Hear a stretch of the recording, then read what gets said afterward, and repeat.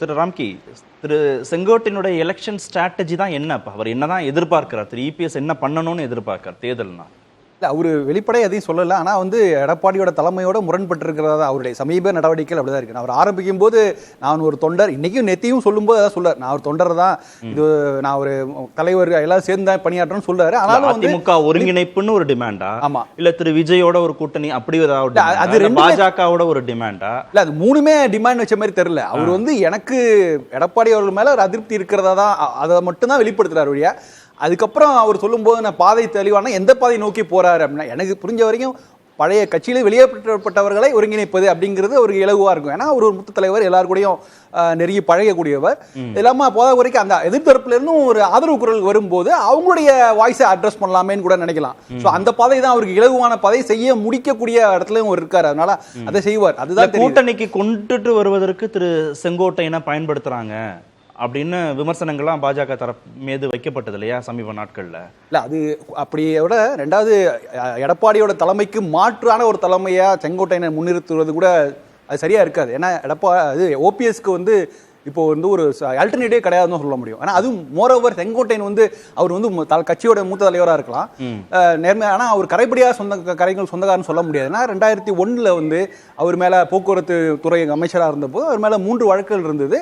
அதுலேருந்து அப்பீல்லாம் போனார், வெளியே வந்தார். ஆனால் 2001 தேர்தலில் அவர் போட்டியிட முடியாத நிலைமை இருந்தது. ஸோ அப்படி இருக்கும்போது அவரை நீங்கள் பார்த்தீங்கன்னா அதிமுக இன்றைய அளவில் பார்த்தீங்கன்னா எடப்பாடிக்கு சேலஞ்ச் பண்ணுற, ஏன்னா இது ரொம்ப முக்கியமான விஷயம். அதிமுக தலைமையாக வரவங்க குறைந்தபட்சம் ஆஸ் ஆன் டேட்டில் எந்த ஊழலை சிக்காதவர்கள், தண்டனை பெறாதவர்களாக இருக்க வேண்டிய கட்டாயம் இருக்கு. இல்லைன்னா அது ஒரு 2026 பெரிய எலெக்ஷன் இதாகும். ஸோ அதனால் இன்றைக்கு இபிஎஸ்க்கு ஒரு பெரிய அல்டர்னேட்டிவா இல்லை. அப்போ திரும்ப லட்சுமி, அப்போ செங்கோட்டையினுடைய எதிர்ப்புங்கிறது பெருசா ஒரு பெரிய டேமேஜ் உண்டாக்கிட போறது இல்லையா இபிஎஸ்க்கு? அது போக போக தான் தெரியும். என்னை பொறுத்த வரைக்கும் இதில் அவங்க ரொம்ப சாதாரணமாக இதை சரி பண்ணியிருக்கலாம்னு நினைக்கிறேன். தலைமை பொறுப்பில் இருக்கக்கூடியவர்கள், ஒரு கட்சியில் இருக்க ஒருத்தருக்கு அதிருப்தி இருக்குது, அதுலேயும் ஒரு தன்னை போலவே தொண்டர்களாலான இயக்கம்னு தான் சொல்கிறாரு. அப்படி இருக்கும்போது அதே மாதிரி ஒரு தொண்டராக இருந்து தன்னை போலவே ஒரு ஜெயலலிதாவினுடைய அமைச்சரவையிலும் அதுக்கு முன்னால் எம்ஜிஆருடைய அமைச்சரவையிலும் அமைச்சராக இருந்த ஒருத்தர், இவ்வளவு எக்ஸ்பீரியன்ஸ்டு ஒரு சீனியர் லீடர் அப்படின்ற போது கூப்பிட்டு வச்சு உங்களுக்கு என்ன சிக்கல், அதை எப்படி ரிசால்வ் பண்ணும் என்னன்னு கேட்கறதுல எவ்வளவு சங்கடம் ஏதாவது இருக்குமா? அதுதானே ஒரு தலைமைக்கு அழகு. இவ்வளவு பேசு பொருளுக்கும் செங்கோட்டையன் காரணமாயிட்டார்ல, திமுகவுக்கு போக போறாருன்னு ஒரு செய்தி போகுது. அப்புறம் இல்ல பாஜக இவரை முதலமைச்சர் வேட்பாளராக வச்சு அதிமுக கூட்டணி அப்படின்னு ஒன்னு உருவாக்குறாங்க. இது எல்லாத்தையும் உடைக்க வேண்டிய இடத்துல செங்கோட்டையனும் இருக்கிறார், எடப்பாடி பழனிசாமியும் இருக்கிறார். எல்லா செய்திகளும் வரதான் செய்யும். அவர் சொன்னாரு, மீடியாவில் தான் நீங்க மாத்தி மாத்தி எழுதிட்டே இருக்கீங்க, இல்லைன்னா இதை பத்தி இது பேசு பொருளே கிடையாது, இது ஒரு விஷயமே இல்லை அப்படின்னு.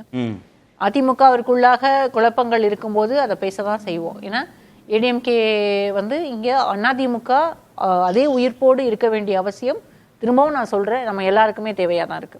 திமுகவும் அதிமுகவும் இங்க இருக்க வரைக்கும் தான் இருதுருவ அரசியல் திராவிட கட்சிகள் இருக்கிற வரைக்கும் தான் தமிழ்நாட்டில் நம்ம எதிர்பார்க்கக்கூடிய நம்மளுடைய வளர்ச்சி, ஏற்கனவே எட்டின வளர்ச்சி, இதை தாண்டியும் நம்ம வளர முடியுங்கிறத நம்ம எல்லாருக்குமான நம்பிக்கை. அதை அது உடைஞ்சு போயிடும். அப்போ பார்ட்டி கட்டுக்கோப்பாக இருக்கணும். யாருக்காவது ஒரு அதிருப்தி அப்படின்னா ஒன்றும் இல்லை, ஒரு ஃபோனில் கேட்கறதுக்கு எவ்வளோ நேரம் ஆயிரும்? இல்லை, அது கூட வேண்டாம். இன்னைக்கு சட்டமன்றத்தில் அப்பாவுடைய அறையில் போய் உட்கார்ந்துட்டாரு, கூப்பிட்டு வேற இன்னொரு எம்எல்ஏ அனுப்பி கூப்பிட்டு விட்டுருக்கலாம்ல, வேற யாரையாவது அமைச்சு கூப்பிட்டு விட்டு வாங்க என்னன்னு பேசுவோம், ஒரு டீ சாப்பிடுங்க சொல்லியிருக்கலாமே. கட்சியின் தலைவர் தானே திரு இபிஎஸ், அவர் தானே கொஞ்சம் பெருந்தன்மை கூடுதலாக நடந்திருந்திருக்கணும். அதுதானே இப்போ எல்லாரும் எதிர்பார்க்குறாங்க திரு எடப்பாடி கிட்ட. இல்லைங்க, அதாவது இப்போ 2026 திமுக வீழ்த்தி அதிமுக ஆட்சிக்கு வரணுங்கிற நோக்கத்தில் எடப்பாடியாக செயல்பட்டுருக்காரு. இப்போ அதுக்கு இடையில இந்த மாதிரி சில கருத்துக்கள் பரவுறதை நீங்கள் அது பெரிதுபடுத்தணும் அவசியமே இல்லை. எனக்கு கட்சியில் வரதான் செய்ய. இப்போ அவர் அவரை பேசக்கூடாதுனோ ஒதுக்கிக்கணும் எந்த நோக்கமும் இல்லை. இப்போ நீங்கள் வெளியில் வரக்கூடிய செய்திக்கும் இப்போ நீங்கள் ஒரு செய்தி வேறு பார்த்தா செங்கோட்டையன் அவர்கள் பொதுச் செயலாளர், முதலமைச்சர் வேட்பாளர் என்றெல்லாம் செய்தி வருது. நீங்கள் இதெல்லாம் கட்டுக்கதையான செய்திங்க, உண்மையே கிடையாது. அதிமுக இந்த மாதிரியான திமுகவுக்கு போறாரு இல்ல வாய்ப்பு ஒரு செய்தி. நீங்க அந்த மாதிரி பாஜக முதல்வர் வேட்பாளராக அவரை முன்னிறுத்தி அதிமுக கூட்டணியை உறுதிப்படுத்த போறாங்கன்னு ஒரு செய்தி, அது மாதிரி நிறைய செய்தி போகுது. அது உண்மைதான், அது மாதிரி செய்தி நிறைய உண்மைங்க. ஆனால் உண்மையிலேயே அதற்கான ஒரு விலை போகக்கூடிய அல்லது வலையில் வீசினால் ஏற்றுக்கொள்ளக்கூடிய அளவில் செங்கோட்டையன் நிச்சயமா இருக்க மாட்டாரு. அதிமுக என்றால் எடப்பாடியார் தான், அதுல யாராலும் மாற்ற முடியாதுங்க. ஏன்னா அந்த அளவுக்கு தொண்டர்கள் மத்தியில மிகப்பெரிய வரவேற்பையும் எடப்பாடி தலைமையை ஏத்துக்கிறவங்க அதிமுகல இருக்கலாம், அப்படி மாத்தி இல்ல புரிஞ்சுக்கலாம். அப்படி இல்லைங்க. அதாவது எடப்பாடி தலைமை ஏற்றுட்டு எல்லாமே இருக்காங்க.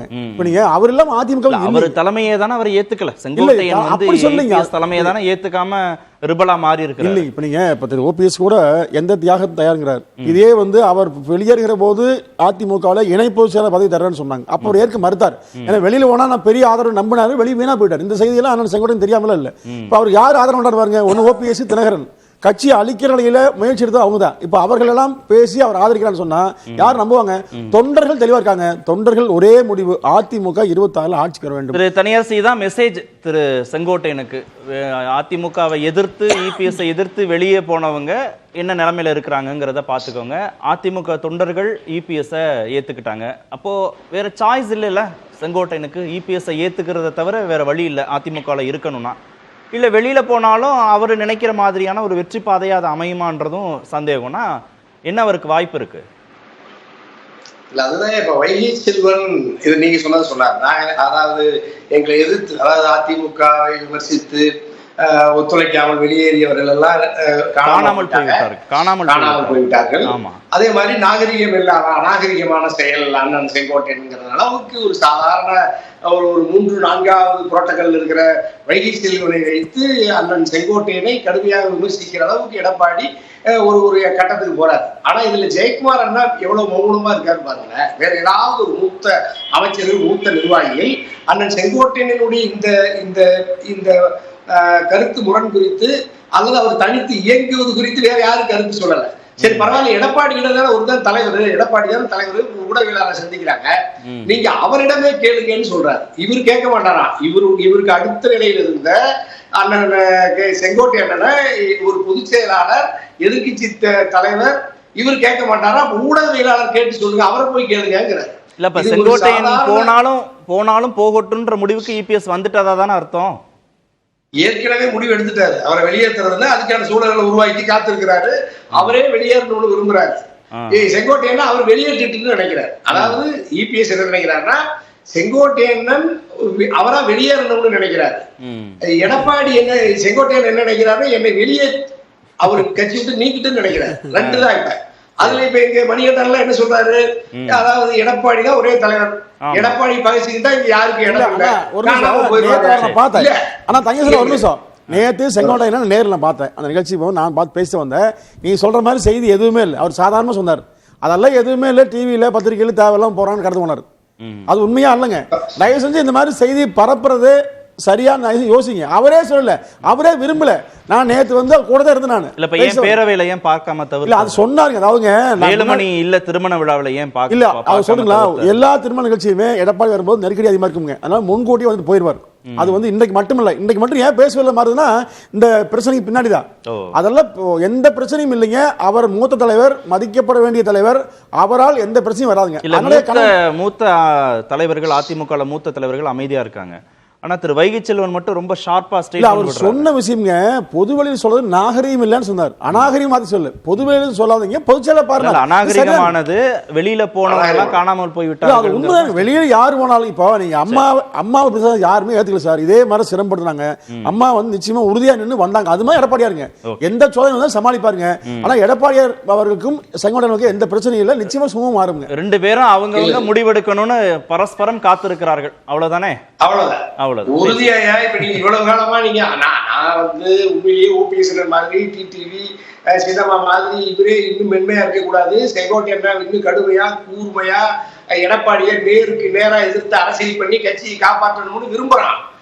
நீங்க இங்க மணிகண்டன் சொல்ற மாதிரி நாங்க வந்து பாஜக அல்லது வலதுசாரி அவர்களுடைய ஆதரவோடு கட்சியை நம்ம வலிமைப்படுத்தணும்னு சொல்லல. நாம முதல்ல சின்னமா டிடிவி, ஓபிஎஸ், செங்கோட்டையன், எடப்பாடி எல்லாரும் ஒன்றுபட்டு வடநாட்டு இந்தி கட்சி பாஜகவை தோற்கடிக்கணும், கால் ஒன்று விடக்கூடாதுன்னு சொல்றோம்.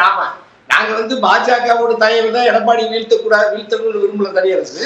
பாஜக இங்கு கால் ஊன்றாமல் தடுப்பதற்கு அண்ணா திராவிட முன்னேற்ற கழகம் என்கின்ற திராவிட பேர் இயக்கம், அது தந்தை பெரியாரும் பேரறிஞர் அண்ணாவும் சரி. கற்றுத்தந்த புரட்சி தலைவர் அம்மா பாதையில பயணிக்க சொன்னா நீங்க அமித்ஷா பாதையிலையும் மோடி பாதையிலையும் மாற்றி இப்ப உங்க எடப்பாடி மட்டும் என்ன சொல்றாரு, திமுகவை தவிர எங்களுக்கு வேற யாரும் எதிரி இல்ல, அப்ப யாரு உங்க அமித்ஷா மோடி மறுபடியும் நீங்க ஆதரிக்கிறீங்க? திமுகவை எதிர்க்கிற எல்லோரும் நண்பர்கள். அல்லையா, இப்ப நீங்க வந்து பொதுக்குழுவுல தீர்மானம் போட்டீங்கல்ல, பொதுக்குழுவுல தான் பாஜகவோட உறவுகள்னு சொல்றீங்க. இப்ப நீங்க என்ன சொல்றீங்க, பாஜக எங்களுக்கு எதிரி இல்ல, திமுக மட்டும்தான் எதிரி. அப்ப திமுக தான் எதிரினா பாஜகவோடு உறவு வைக்கிறதுக்கு தயாராயிட்டீங்கல்ல, எப்படி உங்களுக்கு இந்த மனமாற்றம் வந்து எடப்பாடிக்கு? அப்படி சொல்லலைங்க. திமுக இருக்கிற யாரும் எதிரி அல்ல, எதிர்கட்சி அல்ல, திமுக வந்து எதிரி. எல்லாம் ஒண்ணுதான். ஒரு வார்த்தை இடைவேளைக்கு போவோம் சார், இடைவேளைக்கு போவோம். பூன்னு சொல்லலாம், பயணிக்கிற அவ்வளவுதான். பூவை பூன்னு சொல்லலாம், புஷ்பம்னு சொல்லலாம். இடைவேளைக்கு பிறகு பேசுவோம்.